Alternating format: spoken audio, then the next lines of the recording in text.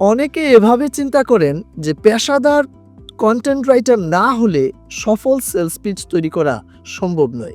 সাধারণত একজন content writer বিভিন্ন বিষয়ে কন্টেন্ট লিখেন রিসার্চের মাধ্যমে, তাতে ইমোশন কাজ করে না।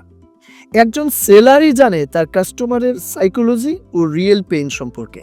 পরে আমি বুঝতে শিখি একজন এক্সপার্ট সেলার হিসেবে কন্টেন্ট আমারই লেখা উচিত।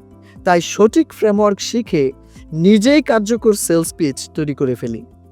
আপনিও যদি আপনার ব্যবসার জন্য সঠিক সেলস পিচ তৈরি করতে চান, তবে আপনার কাস্টমারের সমস্যার উপর ভিত্তি করে পিচ তৈরি করুন। সঠিক ফ্রেমওয়ার্ক ব্যবহার করুন, গল্প এবং অফার দিয়ে পিচকে আকর্ষণীয় করুন। নিজেই সেলস পিচ তৈরি করতে শিখুন মাস্টারিং সেলিং পিচ কোর্সে। আপনি নিজেই সেলিং পিচ তৈরি করতে পারবেন ইনশাল্লাহ। আজই শেখা শুরু করুন।